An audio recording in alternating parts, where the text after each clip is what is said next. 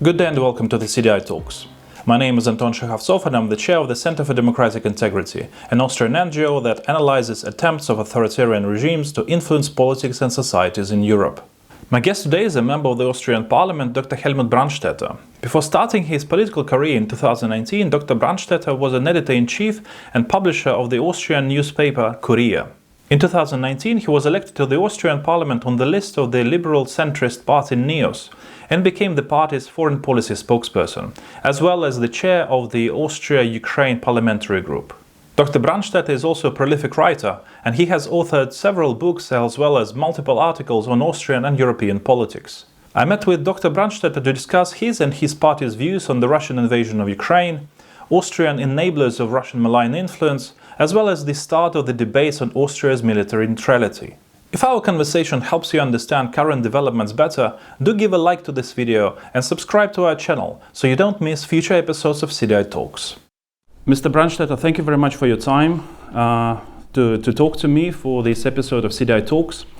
My question is the first question is about the invasion of Ukraine, and I think up until the 24th of February this year, few in Europe actually believed the US intelligence that was anticipating the full-blown invasion of Ukraine. What about you? Did you also have doubts about the possibility that Russia would go as far as to try to invade Ukraine? I wrote a book about Europe, Last Wake-Up Call for Europe, in 2020. And in this book, it's mainly about the history of Europe and the future of Europe and why Europe needs to work together more closely because there are enemies outside which want to enhance our model of living. And I call Mr. Putin a warlord. And I try to describe that at least with hybrid wars, he will try to destroy Europe. So I was fully aware of the character, if you want to say, of Mr. Putin, and that he would do everything to destroy Europe. And then I was in Ukraine, I was in Kiev at the end of January 2022. And I talked to different people from the government, deputies, business people, and all of them told me, if he really attacks, we will fight until the end. You know, he will not have a chance to destroy Ukraine, he will not have a chance to invade Ukraine. So they all gave me the impression that the army is much stronger, and especially the emotion that there is a will to defend the country. So of course then I read, I didn't read the report of the American Secret Service, but I read in newspaper that the Americans would expect the invasion.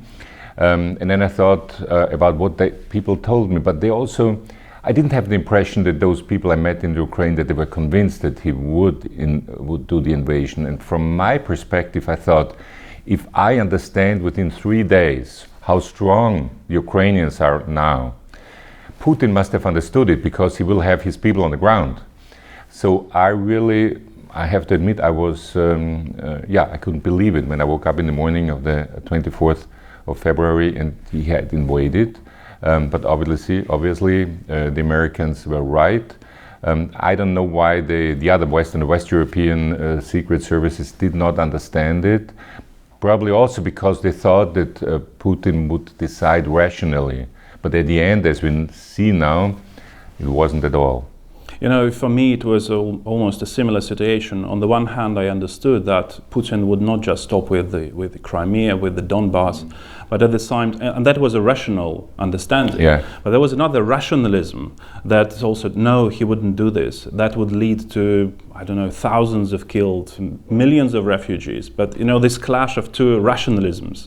And I also, I would say until 23rd, I didn't believe, but on the 23rd it became quite clear. But let me ask you this, until this full-blown invasion of Ukraine, the prevalent mantra in the West was that this conflict in Ukraine, well, the occupation of Crimea or the Donbass, they don't have a military solution, only a diplomatic solution.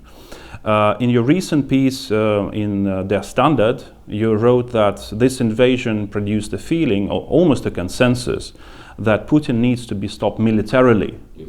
So does it mean that you don't believe in any diplomatic solution of this conflict?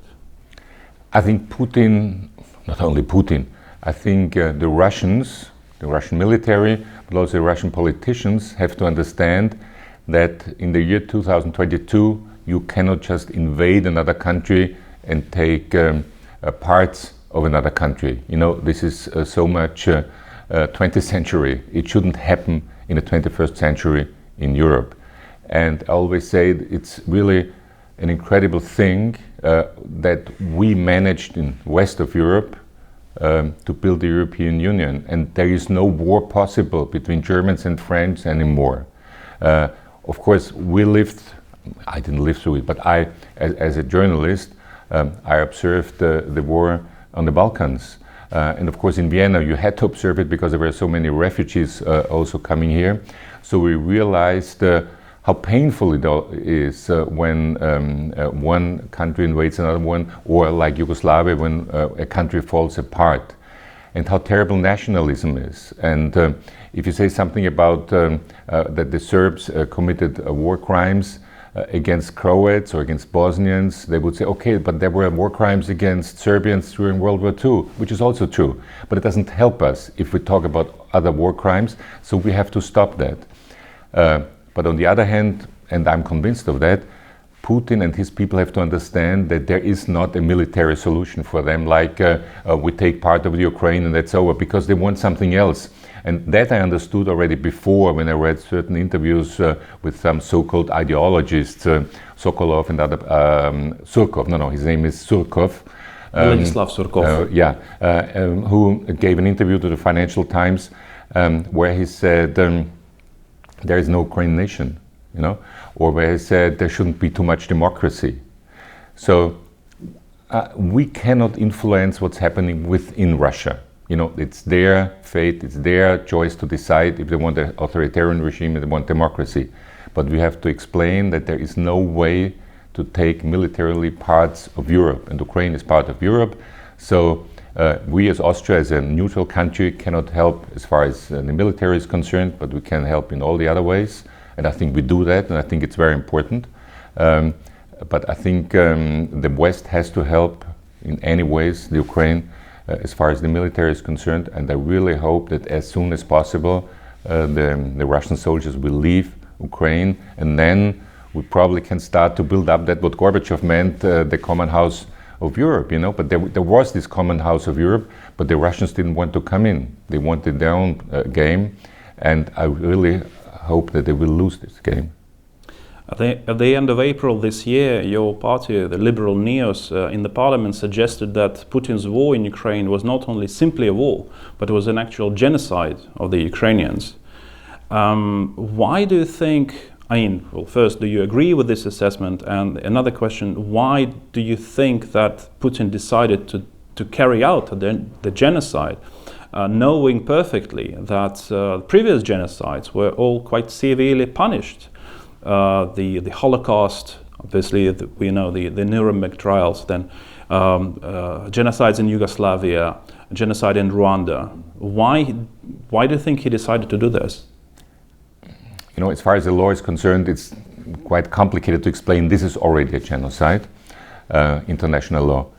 But what we really know by now is that he wants to destroy part of the Ukrainians. And you know, the most terrible thing I read is about violation of women, when those soldiers said, we want to violate women so that they understand that they never want to have sexual intercourse anymore, in order that they will not have babies, no Ukrainian babies. And really, that really, I still, when I talk about it, it drives me crazy, because it's such, I never thought that someone could say something like this.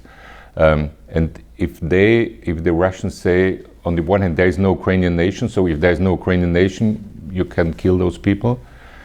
Or if you say, the Ukrainians have to understand that there are no nation, so we have to kill as many as possible.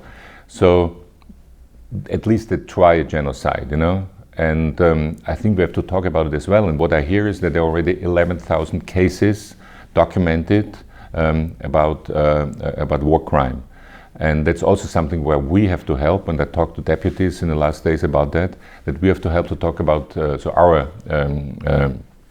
public officers have to talk to refugees when they want to tell their story, and I think we also have to help in the Ukraine for all this forensic stuff to find out what really has happened. And I had thought that the human beings would have learned something from the atrocities you just named of the last centuries or last decades. Obviously we did not, but we have to stand on the right, we have to stand on the side of the right, of human right, of international law. So in that sense, it's very important to tell not only Mr. Putin, but the Russian people, as far as we know that, as we can do that because of the situation of the media there, but to tell the Russian people that these are war crimes and we have to follow up on all of those war crimes. In the same piece for Der Standard, you also wrote that Putin's success in Ukraine would push him even further, right. To further destabilize the EU, try to undermine the transatlantic relations. Naturally, that would be a continuation of the previous and also ongoing lines of destabilization of Europe. In your opinion, what are major lines that you can highlight of this destabilization of Europe? I mean, we see it from the very beginning. As far as Putin is concerned, the bombing of those buildings in Moscow in 1999, there were terrorist attacks. So it's proven by now that he was behind that. So he's a terrorist as well. That's number one. Number two, from the very beginning, he tried to have good contact to right-wing populist organizations, finance them. Also those so-called troll industry from St. Petersburg, they're working in the social media, talk about Brexit. It's very obvious that he also financed Brexit. We always were skeptical when it was said that the peace movement in the 80s and 90s, in the 1970s and 80s, would have been financed by the Soviets. It was, as it turned out later on. I read reports by East German Secret Service people who said, obviously, we did everything to finance the Western peace movement in order to weaken the West. And so, since Putin is a KGB officer, he learned everything about KGB tactics, about destabilization. So he just continued what he learned as a young man, and that's what he tried to do with the West.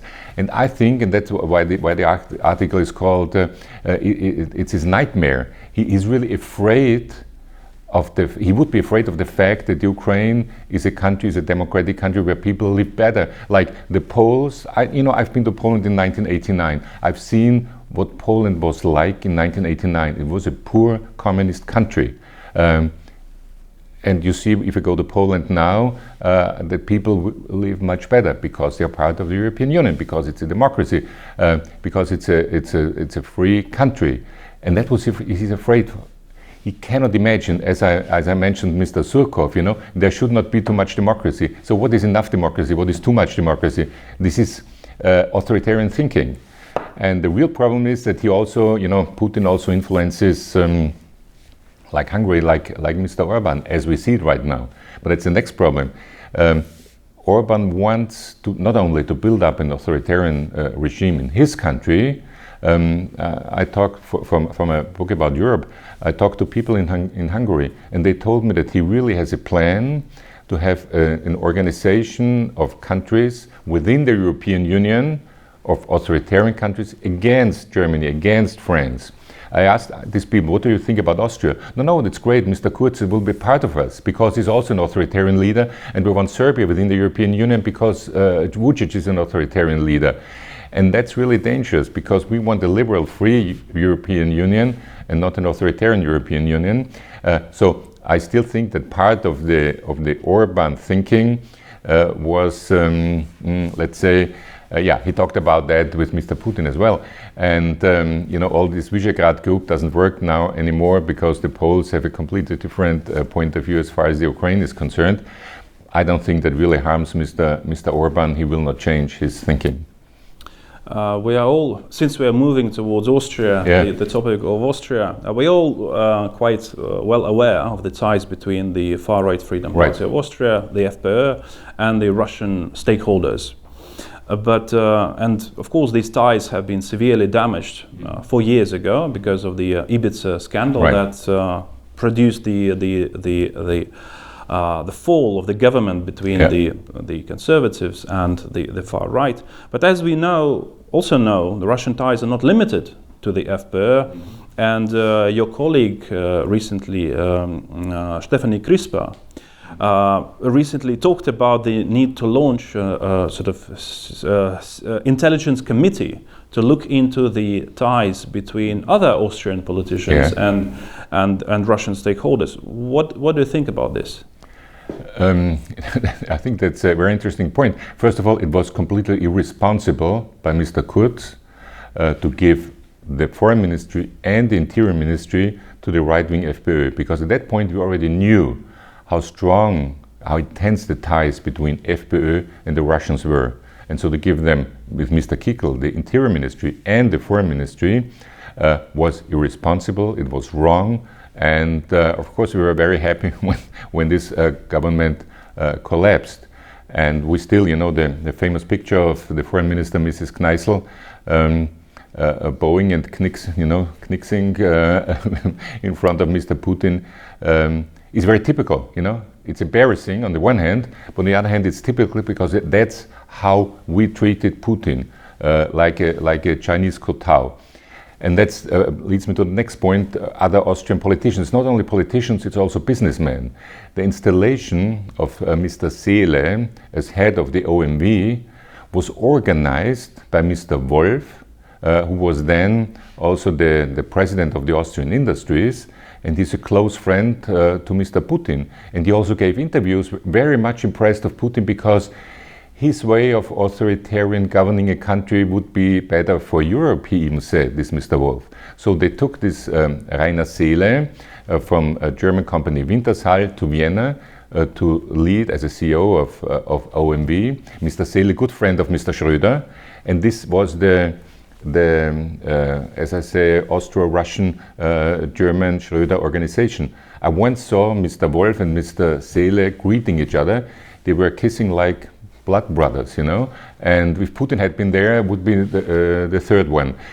So you could see, and then what was the outcome? The outcome was to make OMV, you know, the Austrian petrol company, which already was heavily depending, as far as petrol, gas and oil is concerned, they already were heavily depending on Russia. But he made it to 100%, because there would have been also gas fields in Norway. He wasn't interested in Norway. He gave the whole OMV to Russia. So there was a plan behind that, and the plan was organized with Mr. Putin. And I think Steffi Crispa is right. We should find out what else happened. What happened to certain parts of the automotive industry. So there were certain organizations, and they were giving parts of the Austrian industry to Russia, or at least making dependent on them. And now we see how dangerous that was. And it would be very interesting who made money with that, who had a profit, personal profit, whatever. So I think when we are ready with the ÖVP corruption, that should be the next committee to work on. It will be very difficult, but I think very important. It's something very interesting that you mentioned, this dependence, the increase of dependence. And in 2014, the European Parliament, stressed that there is a need to decrease independence decrease dependence on Russian energy supplies of the European states. And in some countries, for example in Germany, there was an increase of that dependence, and that of course I think undermined the resilience of some major European players in this conflict. Mm-hmm.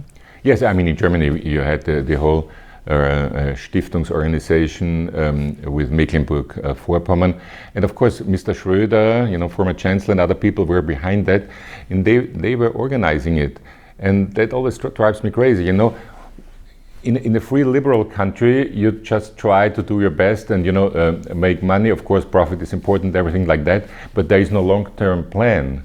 But the Russians had a plan, you know. which is, as I think, not a very good plan, because in the long run, Putin should have known that only with natural resources you cannot build up a really rich country. And if you look at the gross national product of Russia, it didn't increase from 2000. You know, it's more or less the same as it was. Like the Chinese were going up. Russia is twice Switzerland. You know, the Russian national product is not more than twice Switzerland. It's a huge country with this incredible natural resources, but without a real good industry. Now we see it, even their defense industry depends on Western parts. They can't build their modern arms without the West. So there you see how bad the Putin regime was, even for the Russian economy. But they had the plan to destabilize Europe, because he thought when they are weaker, Russia would be stronger. And we have to do everything that this equation doesn't work. My final question is a little bit provocative. We all know that Austria enjoys the military neutral status. And I also know that this status, this neutrality of Austria, it wasn't really the Austrians' choice. It was a condition of the Soviet Union before they withdrew the occupation forces from Austria. But now we see some developments in Scandinavia. Sweden, that was neutral for around 2 centuries, I guess, is now reconsidering this status. Finland is moving quite forcefully towards NATO.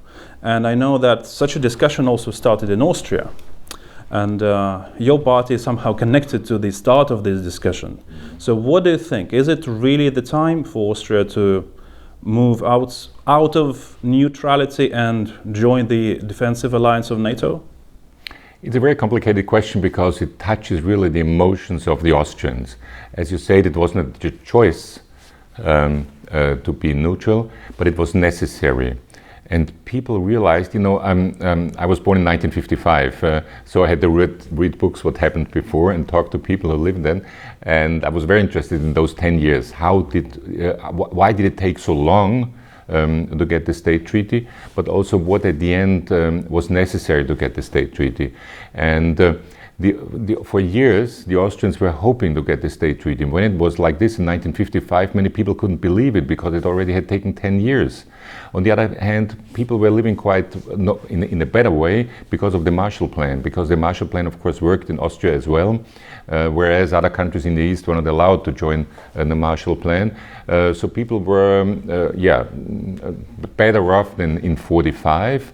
And they couldn't really think that at the end we would get the freedom and liberty. And so it was really very important, the state treaty of 1955. And although it's not written in the state treaty, the neutrality, everybody knew that there was a coincidence, of course. And then we had 1956, you know, with the Hungarian Revolution. We had 1968 in Czechoslovakia.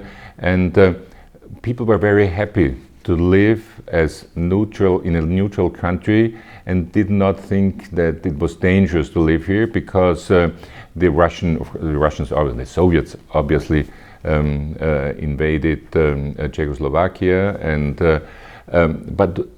people probably were afraid at the border, but it didn't happen. So at the end, everybody thought, as long as we are neutral, the Russians will leave us alone. We know from the history now that if there had been a war between the Warsaw Pact and NATO, it already would have taken place in Austria, for geographic reasons, because of the Danube and everything like that. So it was very easy to go through the Danube Valley for both parts. And I had personal discussions with Mr. Kohl when I was a journalist in Germany, and he explained to me, you know, that it's not your army that defends Austria, it's NATO who defends Austria, you need us. But as I couldn't have reported this, because it was a background talk, and nobody wanted to realize in Austria that it was like this. And that, you know, that makes it so difficult now to change our perspective. But there's one more thing. I listened quite often to the former governor of Bavaria, Franz Josef Strauß, who had been also a defense minister in Germany. In his speeches, he always explained, you know, the Soviets, they are communists and they probably are aggressive, but they don't like to take risks. So that was also something which probably our army and our politicians thought they would not take the risk to go into a neutral country. So the feeling was that neutrality would be part of security. And that's my point now. That we have to discuss. Does our neutrality give us security? We can discuss if it gave us security, but that's not important anymore. I think we have to discuss, does it give us security now? And I don't think it's enough to be neutral. I think we have to do much more. The first thing is to have a stronger army. The second thing is, of course, we are part of the European Union. And it's part of the to be a European Union is that it's also a defense union. The European Union is also a defense union. And we have to say to our people here in Austria, we are part of this defense union. And then we have to discuss how can we organize it. Do we have to give up neutrality to be really partners in the European Union or not? And I think that's open to discussion. I think when we talk to our friends in the European Union, how we would help, just in case Poland would be attacked, how would we help? I think that we have to discuss. On the other hand, if Austria was attacked, or if Slovakia was attacked, or Hungary, how would we help them? And if we got attacked, how would we help ourselves? Of course, there will be no Russian tanks coming to Austria without crossing a NATO country. But what about rockets? Is it possible to shoot rockets to Vienna? Of course it is possible. Can we defend ourselves? Of course we cannot. So I think these are the points we have to explain to the public, but always keeping in mind that it's not only a rational discussion, it's also an emotional discussion. I'm very open to that, and I think it's important. Of course, it was much nicer to live in 2003, and have probably this and that, or even 2008 and have an economic problem. But now we have this problem also. What will Putin do? What will probably his successors do? We don't know. But we have to spend more money on defense, and we have to organize our defense better. And I think this we have to explain to the public. I cannot agree more with you here. And thank you very much for this discussion, Mr. Brandstätter. You're welcome. Thank you very much.